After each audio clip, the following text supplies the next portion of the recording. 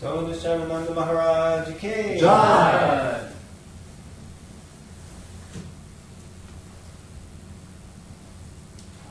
Few little technical problems, Maharaj, but otherwise I think it's okay. You can hear us? I can hear you, but can you hear me? Yes.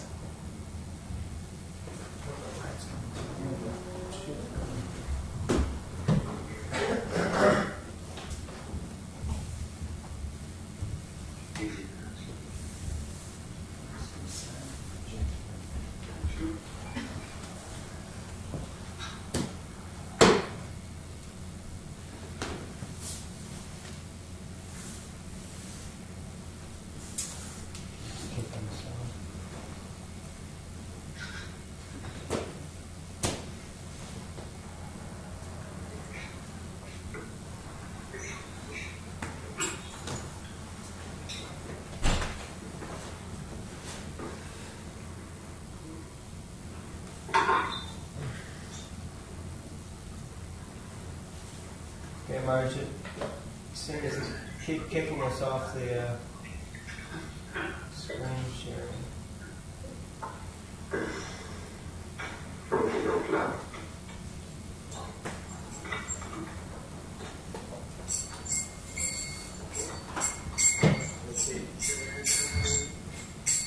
Hare Krishna,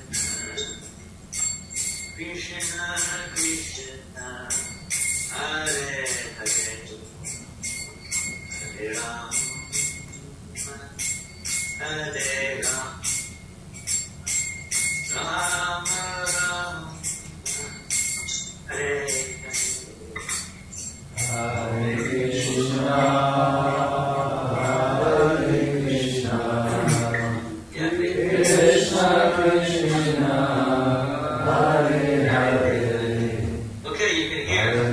Yes, Maharaj, we can hear. we were just sing. So are you ready to go, or is it? No, Maharaj, go ahead. I can see you. Can you see me? Kind of, yeah. Kind of. It keeps kicking us off the big screen, Maharaj. Pardon? Not coming on the screen.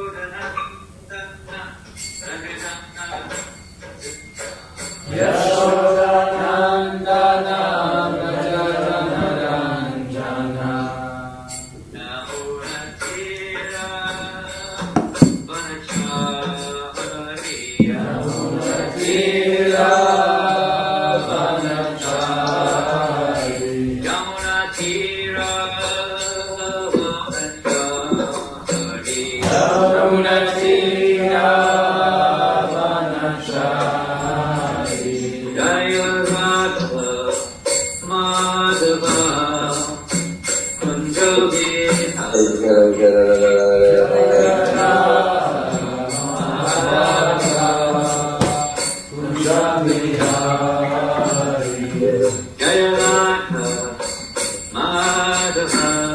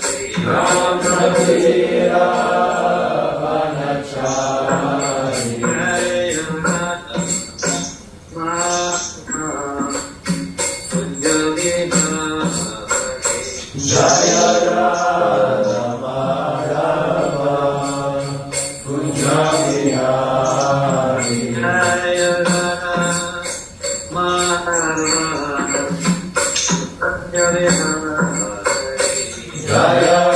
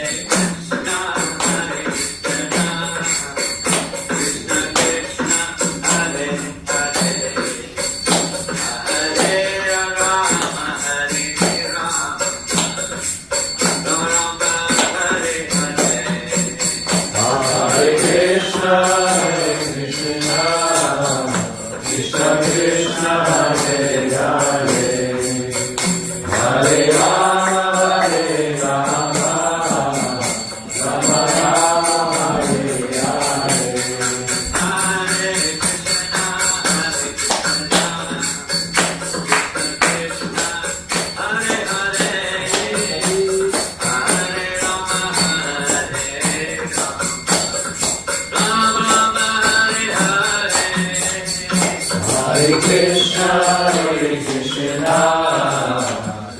Krishna, Hare Hare, Hare Rama, Hare Rama, Rama Rama, Hare Hare. Shri Prabhupada ki, Jai. Gonitai ki, Jai. Jakshanade Sapada ki, Jai. Shrineshwar ki, Jai. Gatra Srimad Bhagavatam ki, Jai.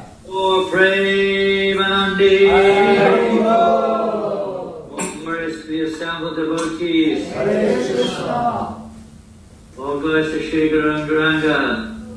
Namo Vishnu Padaya Krishna Vastaya Bhutale Srimate Bhaktivedanta Swami Namane Namaste Saraswate Devi Goswami Pracharine Nirvasesha Sunyavadi Pastachade Shatar Jai Supraka. So, Jai Jai Prabhu, have you sorted out the technical problems? I thought I had, Maharaj, yeah. We can hear you. It's just it keeps bouncing you off the big screen. That's good. There's obviously a good reason for that one. I'm sure there is. Big screen. Well, what we could do is you could go on the big screen and you could mime as I speak. Okay, Maharaj, I'll try that. He's back. Anyway, I don't know what you're seeing. We're I know saying what here I'm that seeing. I'm seeing the wonderful devotees in the temple of Radha-Krishna, some of them. And there are a few devotees from other countries have joined us. I don't know if your local community are with us today or not, how it works. But it was a great fortune today to feel the presence of the devotees and the deities there in London, and have this privilege also of offering this opportunity to Rupanuga Bhakti Prabhu to progress in his spiritual life. It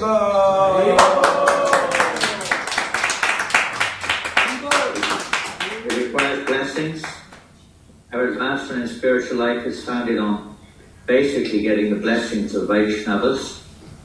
And so we do hope that all of the devotees there and those who are not there also will bless Rupanuga Prabhu so that he can take this responsibility to heart and be a credit to Srila Prabhupada's movement, which he already is, but become more of a credit to Srila Prabhupada's movement there in London or wherever he serves in the world in the future. So today we're going to read from the Srimad Bhagavatam.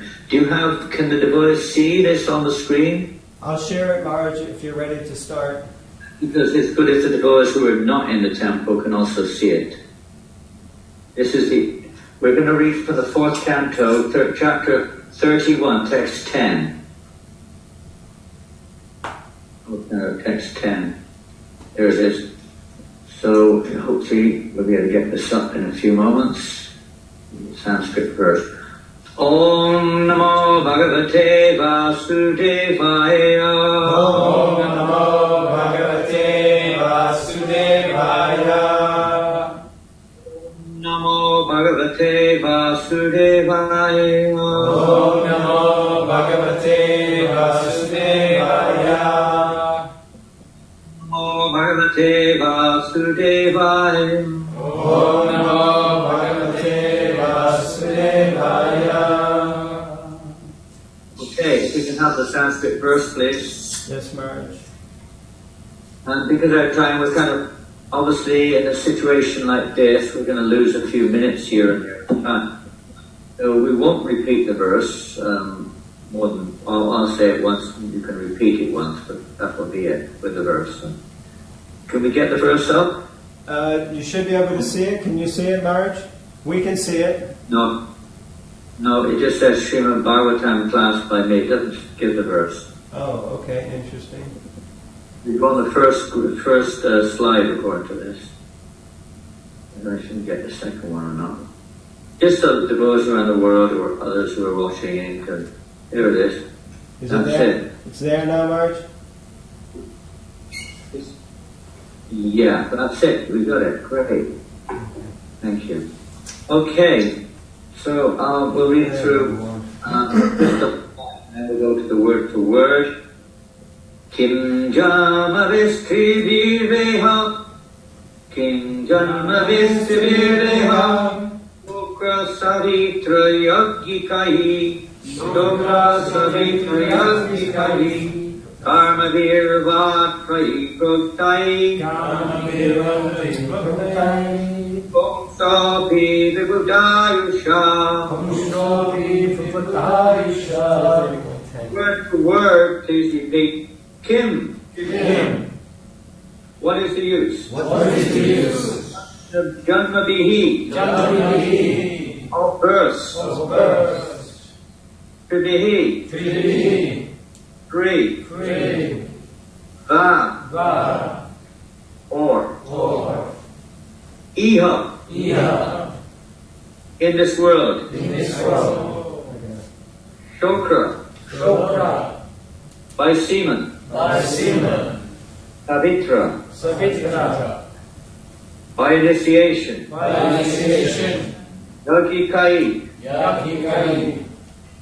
By becoming a perfect Brahmana. Kamabihi. By activities. Va. Or. Trai. In the Vedas. Praktai. Instructed. Pumsaha. Of a human being. Api. Even. The Buddha. The demigods. Ayusha. The duration of life. We'll need the translation, the next slide. Every civilized human being has three kinds of births. The first birth is by a pure father and mother. This was called birth by semen. The next birth takes place when one is initiated by the spiritual master. This birth is called Savitra. The third birth, called Yajika, takes place when one is given the opportunity to worship Lord Krishna. Despite the opportunities for attaining such births, if one gets the lifespan of a demigod, if one does not actually engage in the service of the Lord, everything is useless. Similarly, one's activities may be mundane or spiritual, but they are useless if they are not meant to satisfy the Lord. Now, the purport. I'm not going to read the whole purport. It's quite long. I'm going to read a section from it. Now, this is, okay, you've got it there. It's a little bit down. It should be on this page. Yeah, it's about 2/3 of the way down. This is, no, go back. Go back to the previous slide, please. Yeah, stay there. First, no, that's it. Stop there. About 2/3 of down, that particular, what you're seeing on the screen, said this is the Vedic system, right? Yeah, there it is. So this is talking about, as the verse describes, the human society, three verses. Generally, animal society, there's only Shokrajama, just the birth from semen, and even that is not, as the verse itself describes, the nature of civilized human beings. Generally speaking, animals just have Shokrajama, birth by semen, or something similar to that. And in human life, if that's all there is, human life is also not considered to be human life. It's just still animal life, two-legged animal life. So there's a whole process, even in that area, even in the case of Shokrajama, of Govardhan samskars, to, say, purify the soul, coverings of the soul, who by nature, this material is covered by the various modes of nature from previous lifetimes, even goodness, whatever it is. It's a very scientific system which is employed in human society, Vedic civilization, to help the perfection, will help the child, the living entity, to attain perfection in life. That's Govardhan samskara. So the Vedic system follows it, but that's, I want to read from there on. According to the Pancharatrika system, however, even though everyone is a Shudra due to the absence of the Garbhadam Samskara, if a person has but a little tendency to become Krishna conscious, he should be given the chance to elevate himself to the transcendental platform of devotional service. With a little inclination. Our Krishna consciousness movement adopts this Pancharatrika Vidhi as advised by Srila Sanatana Goswami. So you have to go on now to the page there. Now this is a famous verse, and I'm sure many of you are familiar, if not all of you. It's a verse which is good to learn. It's quoted many times by Srila Prabhupada. Ita kanchanata myati kongsyam rasa vedanatah tata diksha vedanena vijatvang jayate vinam. As bell metal, when mixed with mercury, is transformed to gold, a person, even though not golden pure, nice wording, can be transformed into a Brahmin or Dvija simply by the initiation process. A famous quote is from Hari Bhakti Vilas. Thus, if one is initiated by a proper person, he can be accepted as Christ-born immediately. In our Krishna consciousness movement, we therefore offer the student his first initiation and allow him to chant the Hare Krishna Maha Mantra. By chanting the Hare Krishna Maha Mantra regularly and following the regulated principles, one becomes qualified to be initiated as a Brahmana. Because unless one is a qualified Brahmana, he cannot be allowed to worship Lord Vishnu. This is called Yajika Janma. So these are the three births: initiation, birth by semen, birth by initiation, and birth when one engages in the worship of Lord Vishnu, Yajika Janma. In our Krishna conscious society, unless one is twice initiated, first by chanting Hare Krishna, second by the Gayatri Mantra, is not allowed to enter the kitchen or deity room to execute duties. However, when one is elevated to the platform on which he can worship the deity, his previous birth does not matter. And then Prabhupada quotes a verse here from anyway, read it. I'll just read the English. Even if one is born in the family of a Chandala, and Chandala means, pretty much the lowest of mankind, dog eater. People who eat dogs. Although you could say that it says there, dog eater. Chandala, if one engages in the devotional service of the Lord, he becomes the best of Brahmins. But even a Brahmin who is devoid of devotional service is on the level of the lowest dog eater. Pretty heavy statement. Doesn't give a reference to that as far as I can see. Some of you may know where that's from. So Chandala is lowest like dog eaters, basically. When Prabhupada came to New Zealand, he came to New Zealand in 1971, I think the first time, or two, I can't remember, 1972. He just came from Philippines, and and then when he arrived in New Zealand in Auckland, the first question he asked of the devotee who picked him up was, do they eat dogs in New Zealand? Can you imagine asking that question in London? Do they eat dogs in London? And they'll eat you, practically speaking. It's a society of dogs. They cats and dogs. People are more interested in dog than they are in God. And they kill the cow and they worship the dog. This is the lowest of societies, even lower than in Chandala. They're worshipping the dogs and they're killing the cows. This sort of society, I don't even know if it's mentioned in the Vedic scriptures, because such a thing could not be conceived of in any human society, practically speaking. Inconceivable. So it's a very fallen situation, and we're going to read on a little bit more here, I think. So, if a person is advanced in devotional service, it does not matter whether he's born in a Chandala family, he becomes purified. So we'll leave it at that for this particular purport. We're going to take up now basically the points of this verse and purport in our little delivery this morning. And we've already mentioned the human society and how, practically speaking, it's like when Gandhi was asked, what do you think of the Western civilization? And he said it would be a good idea. What he meant by that is there isn't a Western civilization. It's not civilization at all. We may call it Western or Eastern, whatever we like, but it's not a civilization. Civilization is Aryan society. Now, that's why I was confirming the name of our Rupanuka Bhakti Prabhu, because I remember when we first met quite a while ago, his name was Aryan.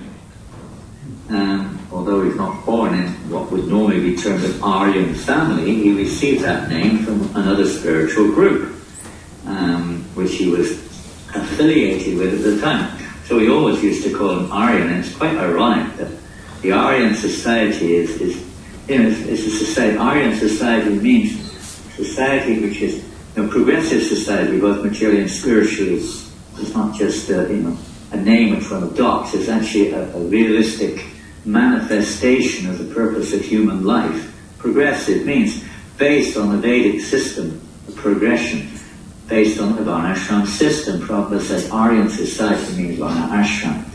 And the most essential, every part's important, but the most important part of the Varna Ashram is the Brahmin, the head of society. They're supposed to give guidance to society. That's an Aryan society. And they have to receive their guidance from the Vedic literatures, from Gurus, Shastra, and Sadhu. So that's an Aryan. It's society organized, not organized like now, where modern society is organized for sense gratification, full stop. Even religion is basically to facilitate sense gratification. But an Aryan society is devised. It's not that everyone in the society is going to, say, perceive it like that, but the society itself is systematically and scientifically organized to elevate everyone's consciousness through the various modes of nature, and ultimately to transcend the modes of nature.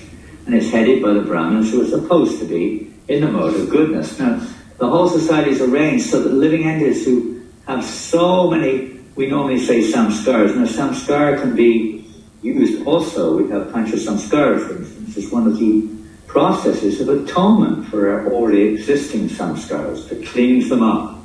Samskara doesn't necessarily mean, something bad. It means impressions on our consciousness. We have unending impressions on our consciousness in this material world, and the living entities are basically dictated by their impressions. Confused because different impressions keep coming up. It's not focused. It's many branched. Krishna says in the Bhagavad Gita, many branched. Their intelligence is many branched because they have innumerable impressions from many lifetimes, and from this lifetime, different people are influenced by different situations and move this way and that way. It's a very confusing society. A Vedic society is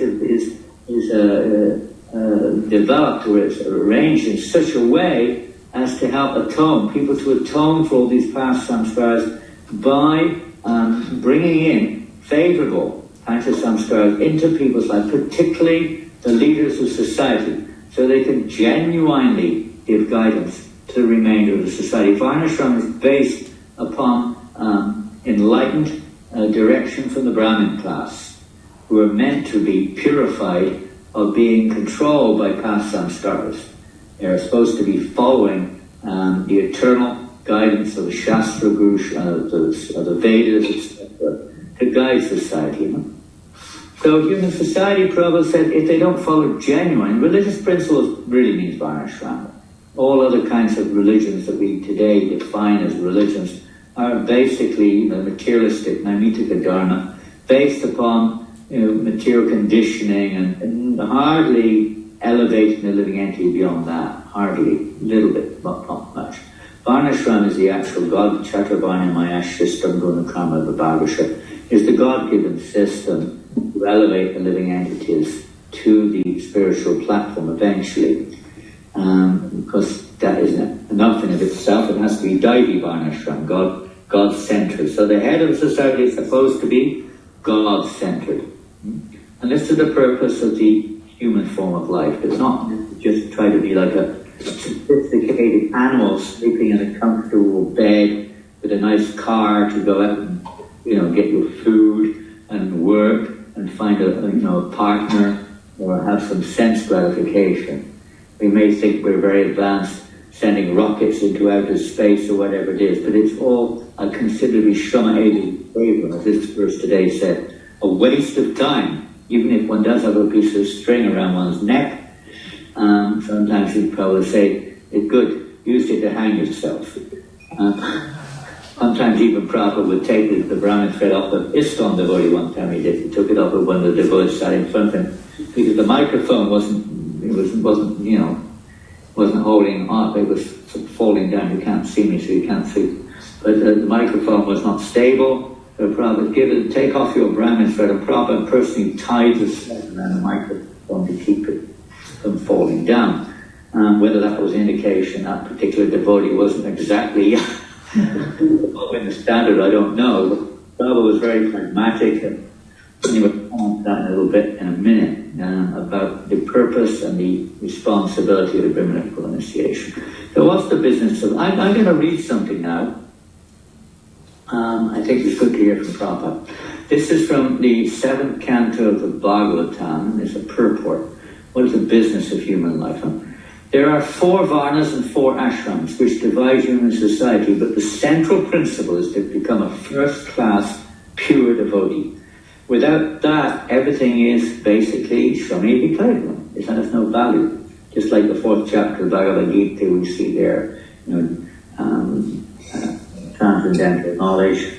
That there we see so many processes that people employ to try to transcend the modes of nature. But unless it comes to devotion, it's just another form of material life, basically. It is said in the Hari Bhakti Sudadaya, one is born in a high family, that of a Brahmin, Kshatriya or Vaishya, it is not a devotee of the Lord. All of its good qualifications as a Brahmin, Kshatriya or Vaishya are all null and void. The decorations of the dead body. All the qualifications. Can you hear me? Yes. Can you hear me? Yes, Mike, we can hear you. Okay, so there's a lot of noise on the screen there. Yeah, I'll try to mute the other people are not muting when they come on. And Oh, yes, it is. So we're getting feedback, huh? yeah, it should be okay now.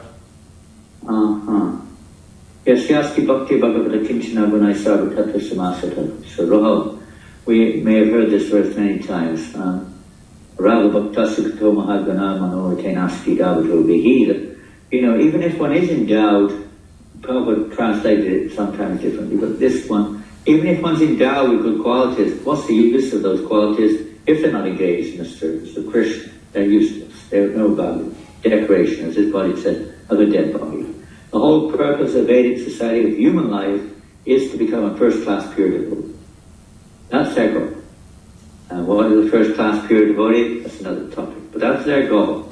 And as the verse from Hari Bhakti Sudadaya also says here, if one is not a devotee of the Lord, what's the use of all these qualifications?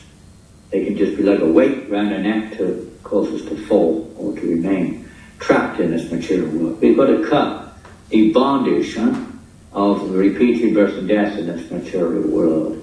This entanglement, this karma gunting abundant, this knot which is tying us in this material world. There is this Vedic process to release that knot and eventually become completely released.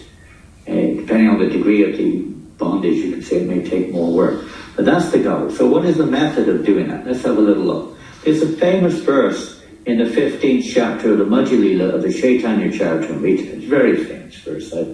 I'm not going to read the Bengali for that verse, but it's a very, very famous verse in terms of Diksha, initiation.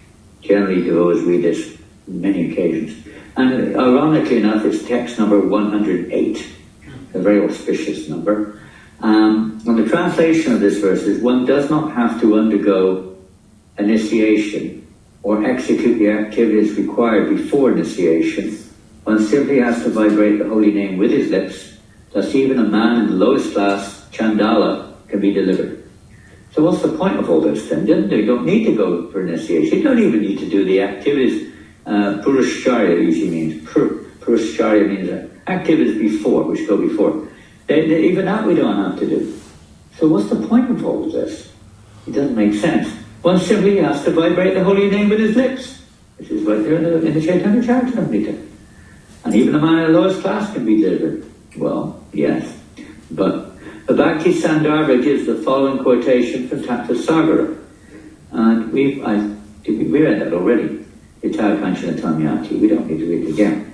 That by proper, just summarize it, proper initiation, proper association, even a fallen, low class, whatever you want to call it from the mature perspective, person can be elevated to the topmost platform. Transformation.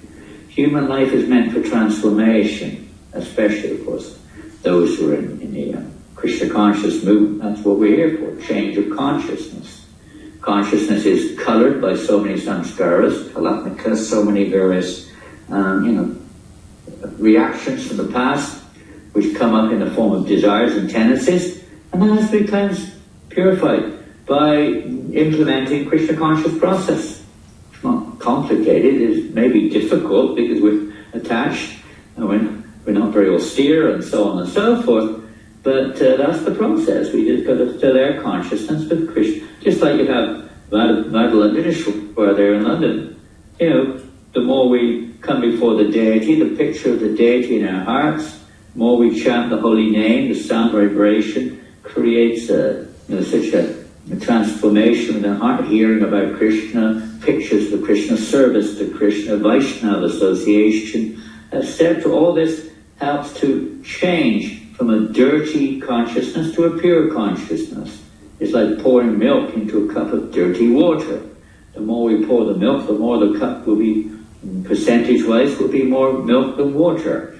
So like that, we have to try to fill our consciousness with remembrances, thoughts about Krishna consciousness. That's the idea. So initiation isn't just a formality, and that's it, that. Initiation is the method by which we have this transformation. The method, or let's say the process given by the spiritual master, which will cause that transformation. And the disciples surely is to take that, not just to say, yes, I'm initiated, I'm this and I'm that. No, I'm a Brahmin. No. They have to take the process and apply it according to their particular situation. The Hari Bhakti Vilas, in discussing the Purushacharya process, quotes the following verse from the Augustus Samhita. Prabhupada is not just talking off the top of his head, he's quoting various verses. In the morning, afternoon, and evening, one should worship the deity, chant the Hare Krishna mantra, offer oblations, perform a fire sacrifice, and feed the Brahmins. So that's what we're supposed to do. Although we may not be doing it in detail. Fire sacrifice, I say the fire sacrifice in his Kali Yuga is the fire sacrifice of Yogi Sankirtanam prayers, the sacrifice of Sankirtana. That's getting into the fire. We say sometimes you're fired up, Prabhu. Get in the fire of Sankirtan. That's the yoga for this age. Fire sacrifices, Agnihotras, are not effective in this age of Kali.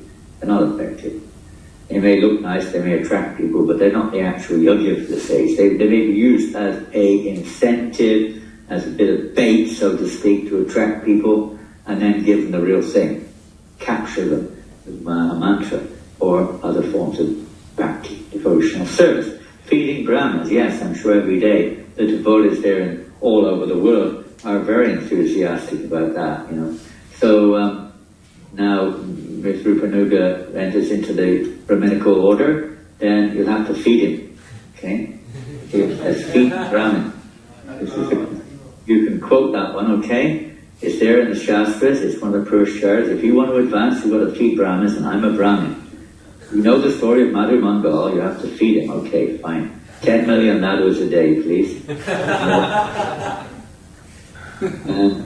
But a Vaishnava is supposed to be even more than a Brahmin. So serving the devotees, distributing prasad, and the Brahmin is supposed to be prideless. So they want to give prasad to everyone, just like you're doing it with your Food for Life program. You're giving it out to thousands of people every week in London. And others in Parashuram giving out every day or there. I don't know how he does it. It's just mind-boggling. But so much prasadam going out, feeding others. feeding the devotees and feeding everyone. This is certainly the case. Offering oblations. We're offering prayers every day. We're offering our prayers to our spiritual masters and to other Vaishnavas and so on and so forth, singing songs and so many things. Chanting the Hare Krishna mantra, well, hopefully we're doing that and we're worshipping the deity. So these activities of Purushacharya are going on even before initiation. Maybe details may vary, but even before initiation they're all going on, basically speaking. So these 5, they constitute this Purushacharya. To attain full success when taking initiation from the spiritual master, one should first perform these Purushacharya processes. Now, I'm going to mention one other thing before I forget, is that the verse we read from the commentary we read from the Chaitanya Charitamrita in the beginning there, just a few moments ago, refers, initiation in the Vedic society really means, it means the second initiation, mantra diksha. It's not, the reference in our ISKCON in this modern age, Nam diksha is generally given more prominence. But Vedically speaking, initiation means mantra diksha. There are various kinds of initiation, but that's the general speaking as far as the spiritual initiation. The Aryan civilization, initiation is mantra diksha, not Nam diksha. So that's why, in one sense, it doesn't wait for initiation, because even without mantra diksha, anybody can go back to God by chanting Hare Krishna. And normally there was no official initiation. During Mahaprabhu's time, there was no official initiation for receiving the holy name. It was just a transaction of receiving and becoming injected with the empowerment and the spirit of chanting the holy name, Krishna. Bhaktisiddhanta Maharaj instigated official initiation at Nam Diksha, receiving the holy name Maha Mantra. And also that was being chanted before, but to become pure and to help one to develop a strong samskara or an impression to continue chanting and take it seriously. In this Kali Yuga, people don't take it seriously. Nam Diksha was introduced. But Mantra Diksha is the traditional Diksha. To take Mantra Diksha, then these Purushacharya were very essential. To attain full success when taking initiation, one should first perform these Purushacharya processes. And whether initiated or not, these 5 processes of Purushacharya must be performed.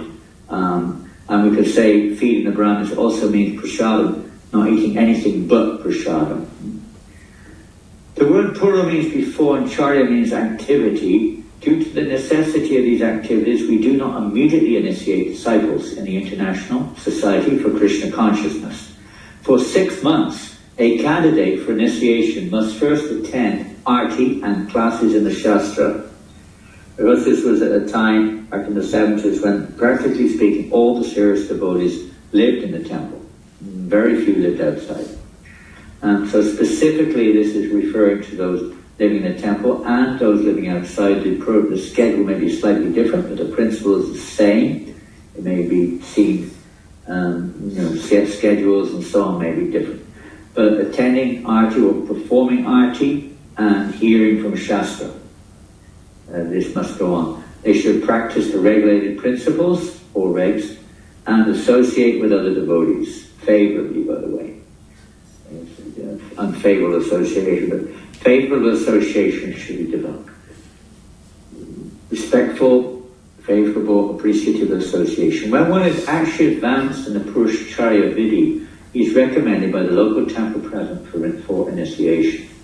We have different systems now maybe in place to protect the devotee, protect the president, protect the guru, and to set a good standard and not water things down, etc. But in Prabhupada's specifically saying, nonetheless, the Purushacharya Vidhi must be there, and one is fixed. Advanced means steady, especially for first initiation, means steady, second initiation, same thing. Steady in one's practices. And then he may be recommended by the local temple president for initiation.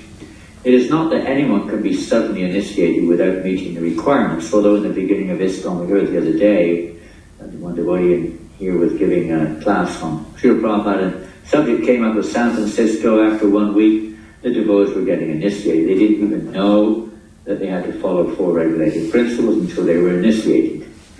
But that's not the case, generally speaking. That was an emergency situation. You can't imitate that or try to use that as some kind of justification for our situation. So here it said that after a minimum 6 months, one may be initiated. When one is further advanced by chanting the Hare Krishna mantra 16 rounds daily, following the regulated principles and attending classes, he receives the second or sacred thread Brahminical recognition after the second 6 months. And that was the norm in the 70s, pretty much. And now, as we said, we've become a little bit more, you could say, cultivated, become a little bit more matured, a little bit more careful, especially for second initiation. More care is taken to see to the eligibility of the candidate. Without performing, in the Hari Bhakti classes, without performing the Purushacharya activities, one cannot become perfect, even by chanting this mantra for hundreds of years. Now, we're not referring necessarily to the Hare Krishna mantra, it could be the Gayatri mantra. Even the Hare Krishna mantra, we say pretty much, mostly every day, Bahudhyama Kariyadi Shravana Kirtan. Abhutanabhaya Krishna Pari Prema Dana. If one is offensive while chanting, you can chant for millions of years, you'll still not get love of God, which we heard in the beginning was the goal of life, to awaken one's love for Krishna, become a pure devotee of Krishna, to attain Krishna Prema Push. This is Prema Pamartha Mahan, is the goal of human life, to attain love of Godhead. And so the Purushacharya process is, if one wishes, but one who has undergone the Purushacharya Vidhi process can attain success very easily. And it's not something you do and forget about. It's a constant thing, and it has to be steady, regulated, and going deeper. If one wishes to perfect his initiation, he must first undergo the Purushacharya activities. The Purushacharya process is the life force by which one is successful in chanting the mantra. And without life force, nothing moves. If we want to go forward, there's got to be life. This is the life force. The application, the Purushacharya process, the dedication to it, etc. Without the life force, one cannot do anything. Simply without the life force of Purushacharya Vidhi, no mantra can be perfected. In the Bhakti Sandarbha, Jiva Goswami describes the importance of deity worship and initiation, or diksha. Diksha, as you say, initiation, diksha mantra, mantra diksha, as follows. It is Srimad Bhagavatam's opinion that the process of deity worship is not actually necessary, just as the specific prescriptions of the Pancharatra and other scriptures do not have to be followed. We'll talk about Pancharatra in a minute, because we're following this Pancharatrika system of initiation, so we should know a little bit better. The Bhagavatam enjoins that even without practicing deity worship, one can achieve the complete success of human life by any of the other devotional processes, such as simply offering oneself at the Lord's feet for his protection, surrendering to the Lord, chanting the holy names, etc. Nonetheless, Vaishnavas following the path of Sri Narada and his successors endeavour to establish a personal relationship with the Lord by receiving the grace of a bona fide spiritual master through initiation. And in this tradition, the devotees are obliged at the time of initiation to begin engaging in deity worship. Although deity worship, this is often the purport, by the way, of that verse in the Chaitanya Charitamrita. Although deity worship is not essential, the material conditioning of most candidates for devotional service, and this is a very important point, the material conditioning of most candidates for devotional service requires that they engage in this activity. When we consider their bodily and mental conditions, we find that the character of such candidates is impure and their minds are agitated. Therefore, to rectify this material conditioning, the great sage Narada and others have at different times recommended various kinds of regulations for deity worship that we find in the Pancharatrika Vidyas. The different types of recommendations are there. It's not just a matter of, some rituals or some kind of dogma or something passed down from generations. That may be the case, but it's essentially the activities which will help to regulate and control our agitated mind and cleanse the impurities within our hearts. And we may have experienced that when we're chanting Hare Krishna, how disturbed the mind is, how unstable it may become.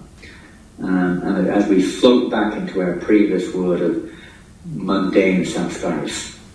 The daily worship is extremely important, not just to develop a relationship with Krishna, which is ultimate, but even on the relative platform, or the here and now platform, to calm down that crazy mind and to help us to come to the mode of goodness, because it requires a certain higher degree of regulation and cleanliness.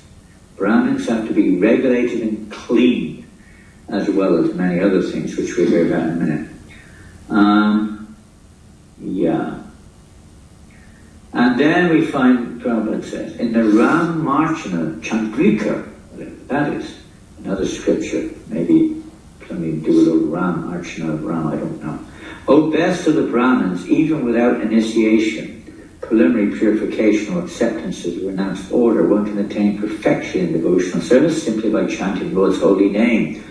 In other words, the chanting of Hare Krishna mantra is so powerful, it does not depend on official initiation. But if one is initiated and engages in Pancharatra Vidhi, daily worship, his Krishna consciousness will awaken very soon, and his identification with the material world will be vanquished. This is another factor. One starts to lose one's identification with this material world. Why? How? Krishna. He takes it away. He wakes us up. The more one is free when we please him. If we're not pleasing him in our daily worship, then it can go the other way. The more one is free from material identification, the more one can realize that the spirit soul is qualitatively as good as the supreme soul. At such a time, when one is situated on the absolute platform, one can understand that the holy name of the Lord and the Lord himself are identical. And here's a key point. The offenseless chanting of the holy name does not depend on the initiation process. Although initiation may depend on Purushcharya or Purushcharana, the actual chanting of the holy name does not depend on Purushcharya Vidhi or the regulated principles. If one chants the holy name even once without committing an offense, he attains all success. But who amongst us is doing that?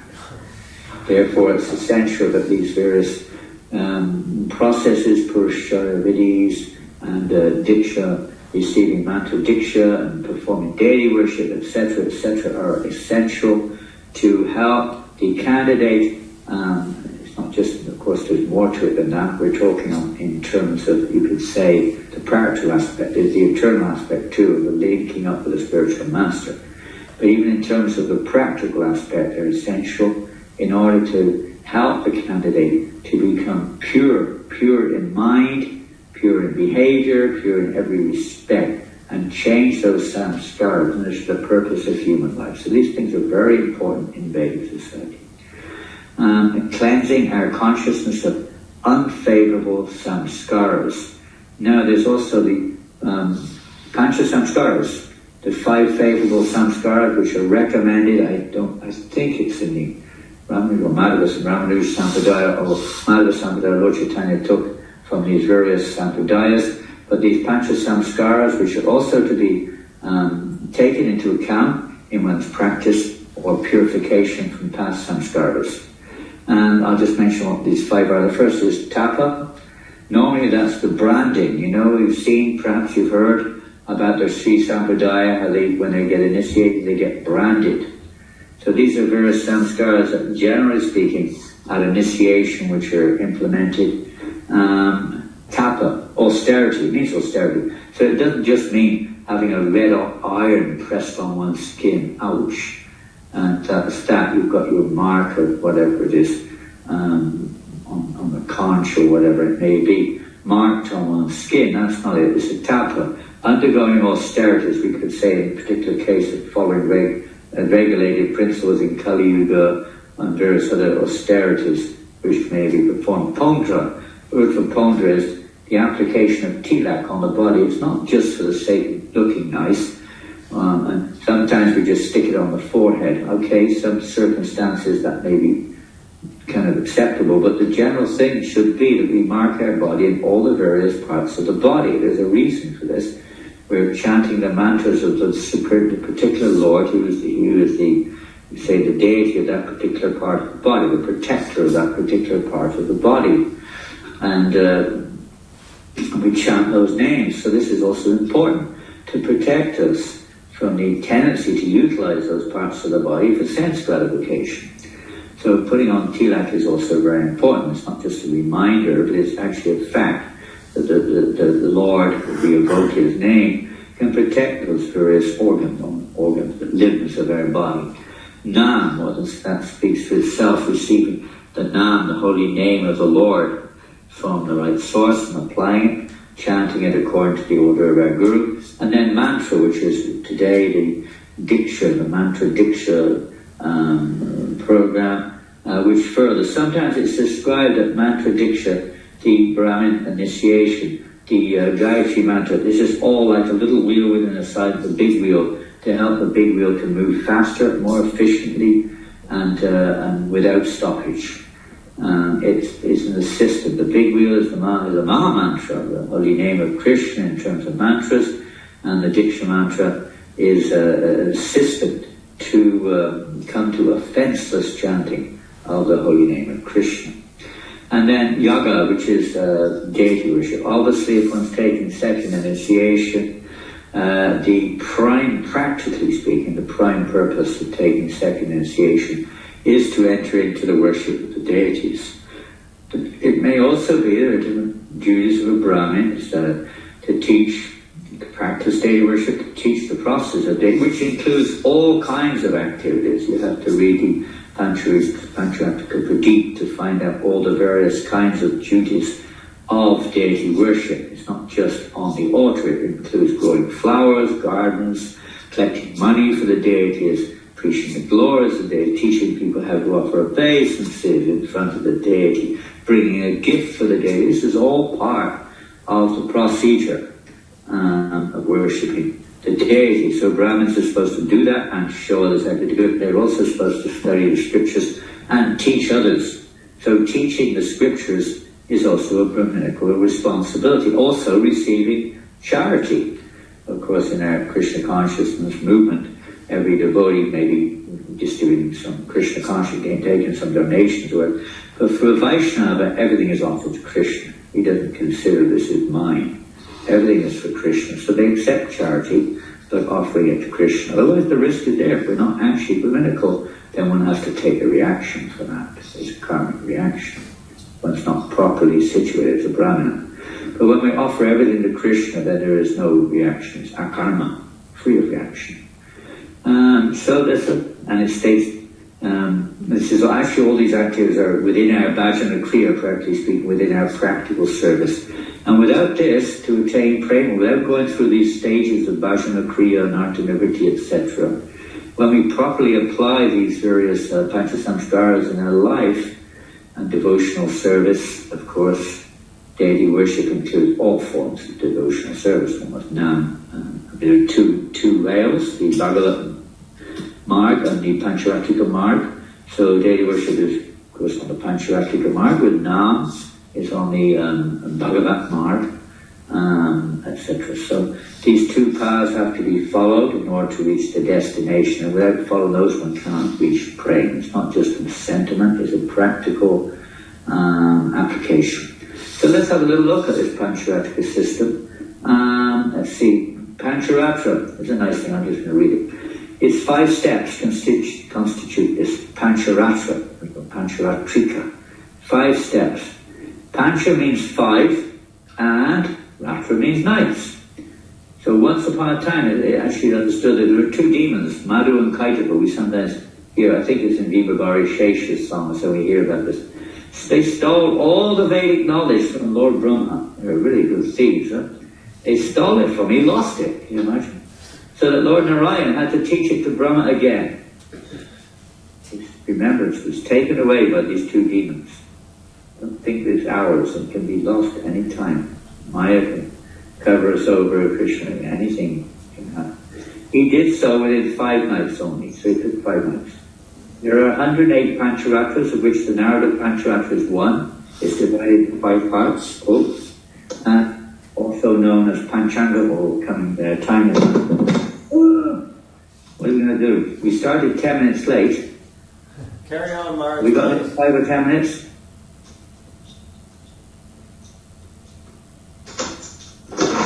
Please carry on, Maharaj.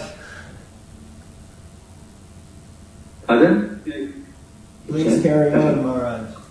So that's why it's called Pancharatra. It's funny, huh? 5 nights.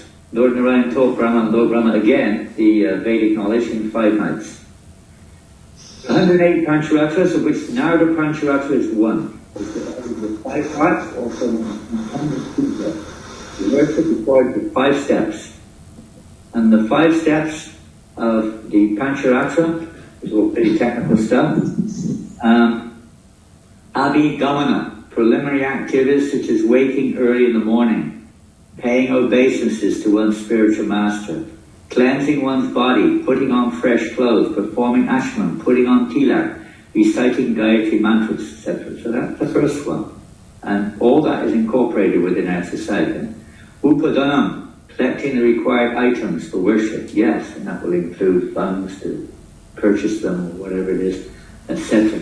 Yoga, linking one's mind with the Supreme Lord by reciting Bhuta Shuddhi prayers, which those who do deity worship, they do every morning before they start their worship. Others, we may be chanting prayers before we chant Hare Krishna, etc., which help one to understand one's true identity. I am an eternal servant of the Lord, servant of the Supreme Lord. Ija, or the actual worship of the Lord, with 16 upacharas. So we're specifically talking about the worship of the deities. 16 upacharas. Svadhyaya, or the personal meditation or cultivation of devotional service, such as Shravanam and Kirtanam. And that's, of course, the Bhagavat Marg primarily. But daily worship, we always hear, must be accompanied with the chanting of the holy names. It's not that they're separated. The daily worship is actually, in many ways, is a required assistance or required necessity for us to cultivate Shuddhanam, pure devotion service. So, first of all, Prabhupada says we have to try to come to the platform. Why? Goodness. If we're still in passion and ignorance, we'll all be squabbling with each other and, so on and so forth. Or just so tired and in Maya that we don't even bother squabbling. We don't even bother squabbling and fighting with each other. We just want to sleep, just, space out or whatever. So we have to rise above the modes of goodness and passion. So first, Prabhupada says, of all, we have to try to come to the platform of goodness. And this is many times, and ultimately Shuddha and Sattva, of course, not just Sattva Gun, but Shuddha Sattva. But Sattva Gun is the platform by which we can progress, which we can rise up to the higher platform. There are 3 platforms, Tamagun, Rajagun, Sattvagun. So immediately we cannot come to pure Sattvagun, Shuddha Sattva. Sattvam Vishuddham Vasudeva Shabditam. Vasudeva platform, just like Vasudeva. Vasudeva is the father of Krishna, so there is Vasudeva platform also. Just like Vasudeva is the father of Krishna, so there is Vasudeva platform. Unless one comes to the Vasudeva platform, spiritual platform, there is no question of Krishna. Because Vasudeva can beget Krishna, or Vasudeva Sarvamiti. Krishna, everything. He's the source of everything, everything rests on everything. Krishna is everything. So actually we have to come to the platform of Vasudeva. Vasudeva Shabditam, and that is Shuddha Sattva, pure goodness.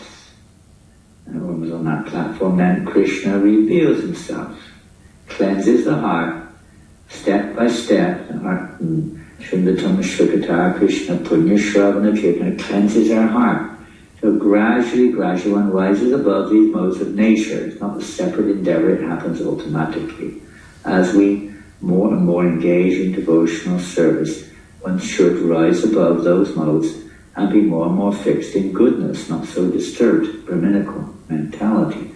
But it is not immediately possible. Therefore, gradually from the platform of Tamagun and Rajagun, we have to come to Sattvagun.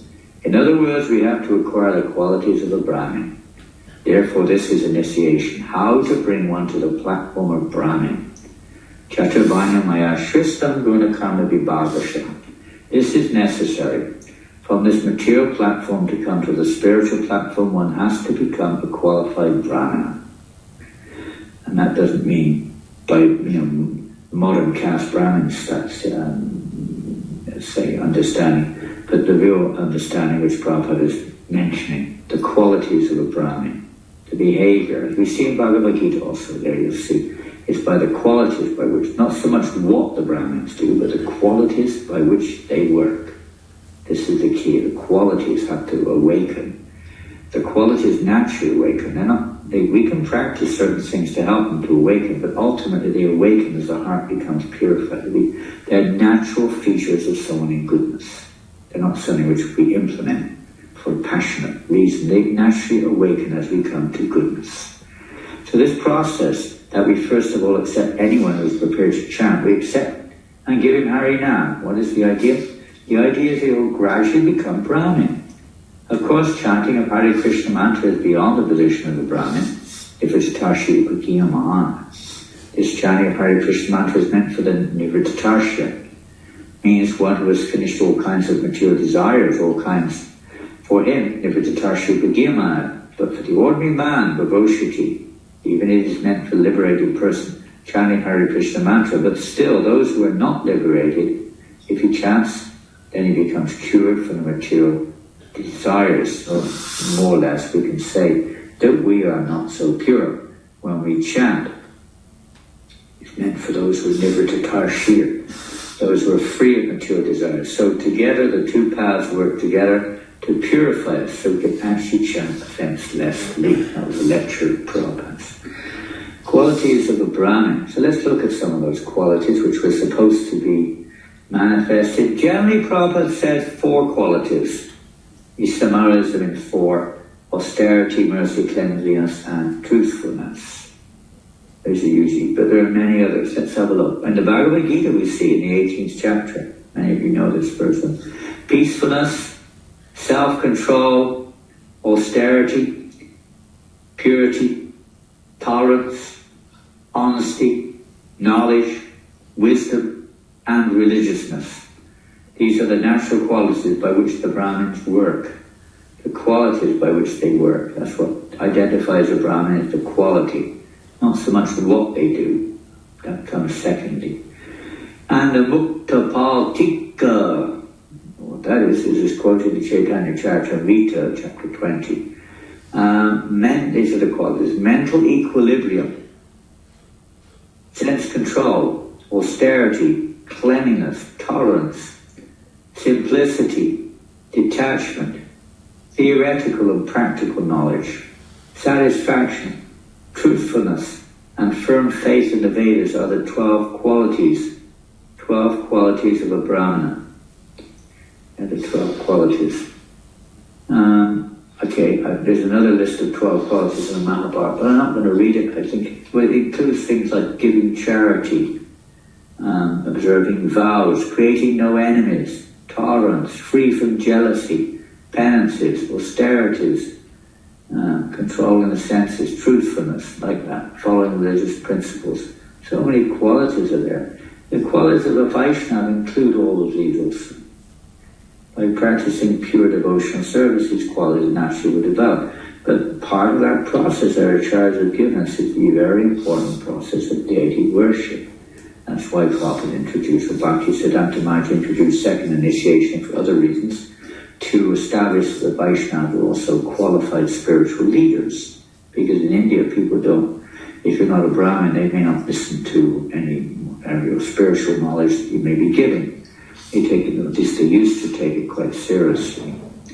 So Bhaktisiddhanta Maharaj introduced his second initiation to give authorization to his preachers so they'd be accepted, just like Lord Chaitanya took sannyas so that people would accept him. So Prabhupada continued that same principle in the Krishna conscious movement. But it's really the qualities which is the life force, which is the sustaining, which is the effective principle of Brahmanical life, is the qualities themselves. By Brahminical culture, Prabhupada said we want a cultural revolution, Prabhupada one time said this. Cultural revolution means this. It means first you have to have Brahmin. Prabhupada focus on a Brahminical head on our society. Then everything else, all the other orders fit into place. But without a Brahminical head, nothing works. It just becomes a hodgepodge. By Brahminical culture, the development of the dormant qualities of goodness, namely truthfulness, equanimity, self-control, forbearance, simplicity, general knowledge, transcendental knowledge, and firm faith in the Vedas, one can become a Brahmin and thus see the Lord as he is. And that after surpassing the Brahminical perfection, one has to become a devotee of the Lord, so that his loving affection in the form of proprietor, master, friend, son, and lover can be transcendently achieved, step by step by step, properly followed. The stage of a devotee which attracts the transcendental affection of the Lord does not develop unless one has developed the qualities of a Brahmin as above mentioned. The Lord, Namo, we have this verse, Namo Brahmana Devaya Go Brahmanya Taj Hajipatitai Krishna Govindana. The Lord Krishna, the Brahmins and the cows are very dear to the Lord. Very, very dear. So what is it about the Brahmins is the qualities that they have, which includes unflinching devotion to the Lord. The Lord is inclined to a Brahmin of quality and not of false prestige. Nice sentence that Prabhupada says here. This is the first chapter of Bhagavatam, chapter 14. He's inclined to a Brahmin of quality and not one of false prestige. Proud. Those who are less than a Brahmin by qualification cannot establish any relation with the Lord, just as fire cannot be kindled from the raw earth unless there is wood. Although there is a relation between wood and earth, it's one and the same in one sense, but different at the same time. So similarly, unless those qualities are there, we can do whatever you like in terms of things and quotes and what have you. But unless those qualities are there, it will not attract Krishna. It may attract some similarly conditioned souls. But we're here to attract Krishna, to please Krishna, not to attract a crowd or to cheat a few people, but to attract the Supreme Lord. Okay, last section. Human society, there must be an ideal, Prabhupada says, an ideal class of men, Brahmins. He wanted this in ISKCON, who could bestow blessings upon others. We heard at the beginning how we need blessings, and it's the Brahmin's business to bless. They're blessers. But unless they have those qualities, their blessings are useless. It's not just a verbose speech, it's actually the qualities of a Brahmin which are required in order that blessings can be effective. Namely, upon they bless the Kshatriyas, Vaishyas, Shudras, and everybody, even non-humans practically, so that everyone will be happy. Krishna therefore says in Bhagavad Gita that human society must have these four social orders. Not that everyone should become a Shudra or a Vaishya, no. And nowadays that's what they want. But that won't be of any value. Human society will degrade and go into chaos that we have now.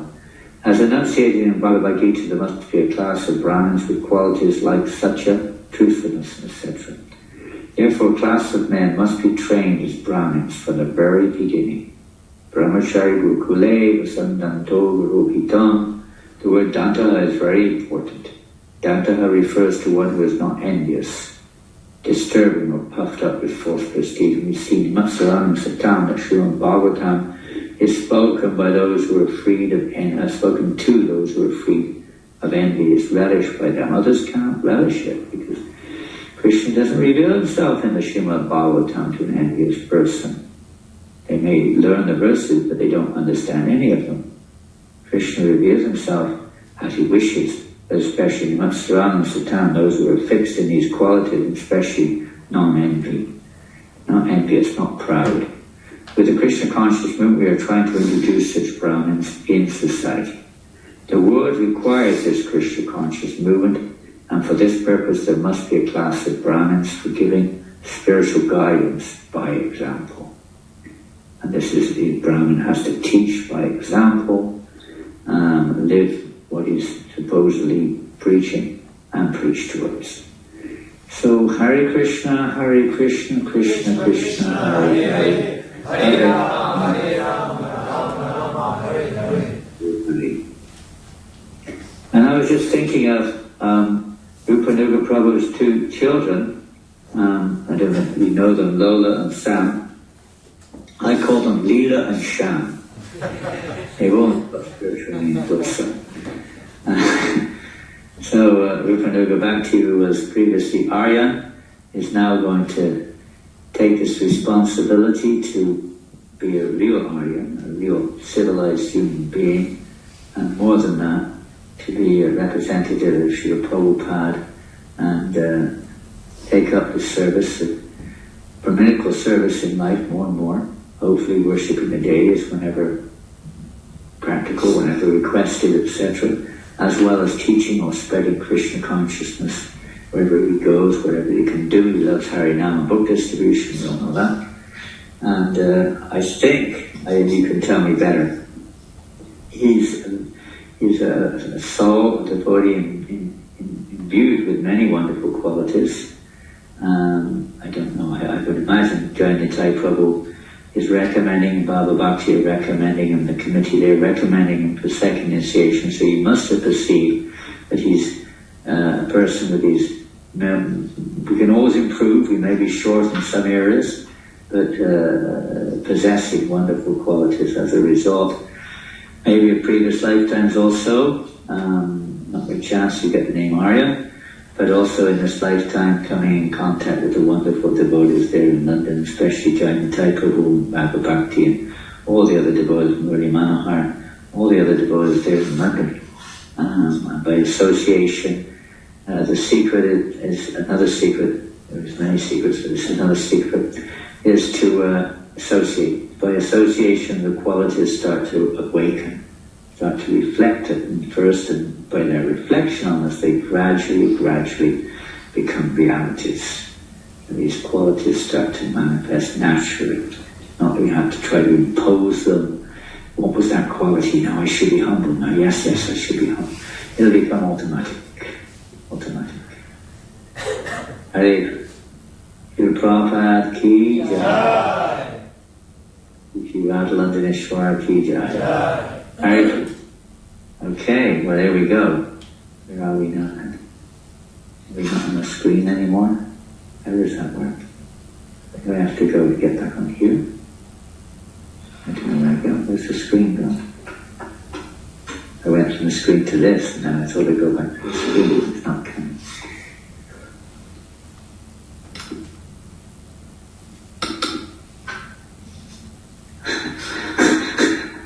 I can't see anything though.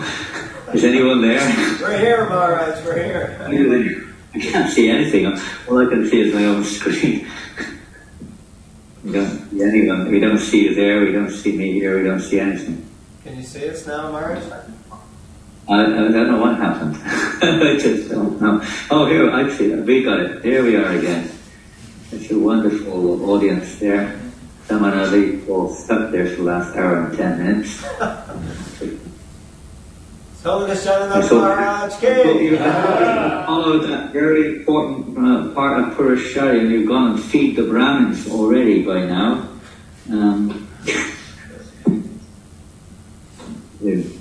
Okay, well, I don't know. It's not really a situation of questions. It's too big a subject. I've covered many points on Brahminical cultivation of pure devotional service, incorporating the necessity and of Brahminical initiation and Brahminical behavior in society at large as well as in ISKCON, without Brahminical head in society, teaching society. There is no direction, it's just an animal society. So all the devotees there are really meant to act in this role. Brahmana is supposed to be the guru of society, and a Vaishnava is supposed to be a guru anyway by definition, teaching people the goal of life, teaching all of us that we are all eternal servants of the servant, above the level of Brahmin, Kshatriya, Vaishya, etc. But we have to play our part within society too, for our own purification and the benefit of others too. Hare Krishna. Thank you, Jayanitai Prabhu. Hare Krishna. Thank you, Maharaj. Can you hear us? I can hear you well and clear. Okay, thank you so much. Very ecstatic. Others sat there. I don't know the names of the devotees. I can see it. I can see Rupanuga. Yeah, I can see him already.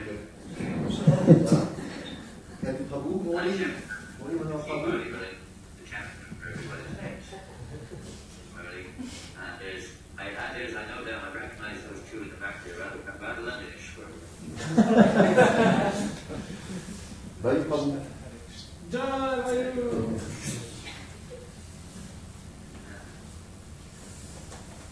So now you should go out and make a meeting on Harinam Sankirtan before breakfast. Okay? Harinam before breakfast. I don't think you have any problems getting everybody out of there. We just want to get out of the building. Radha-Krishna. Yeah, fantastic.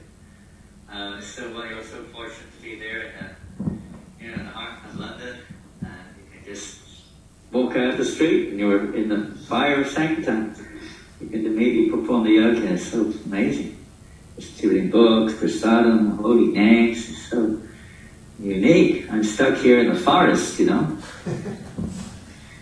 It's been snowing. It was snowing when we came. We had to go to someone's house in the village because their internet's not good enough. And it was snowing on the way. It's still snowing? Yes. It's still snowing. We can't see out the window. It's covered in snow or something. Yeah. This is the material world, though. You get covered, you can't see anything when you're covered. You won't get any clear vision.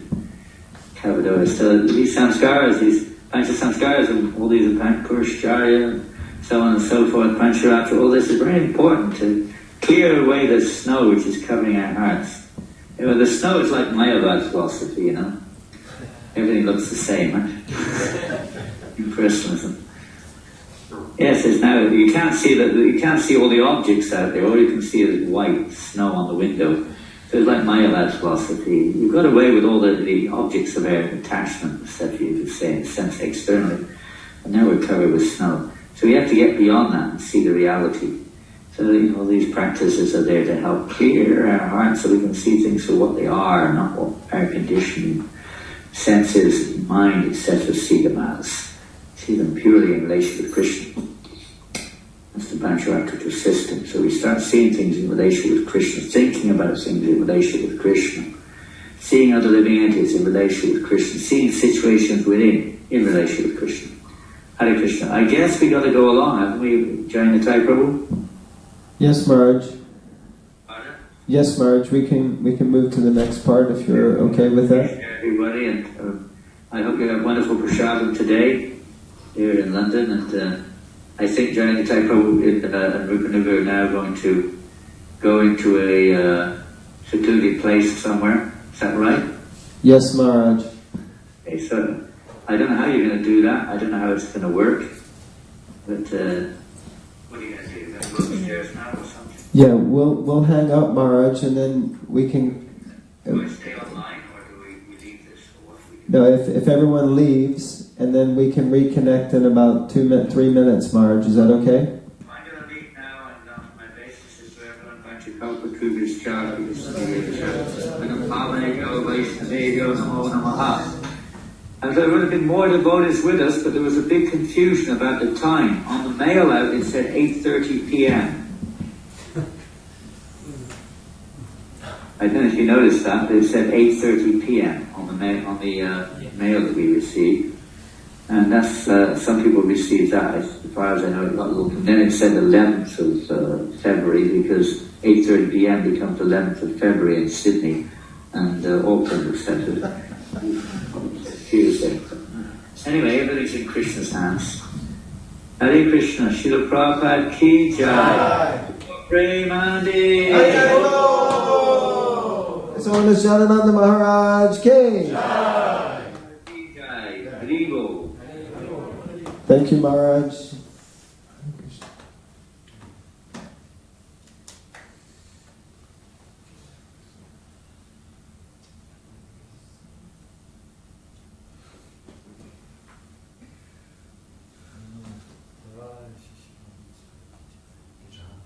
Rupanuga Bhakti Prabhu Ki.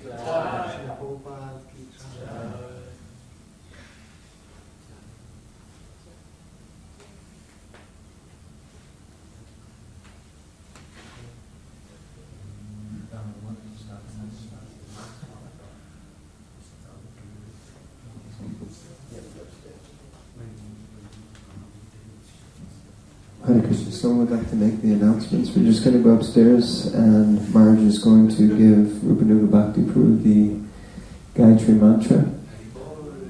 And then he'll come back downstairs. Come back downstairs to Brahmana. I think it's that button. And we come back downstairs and everyone will have the opportunity to feed the new Brahmin. Haribol!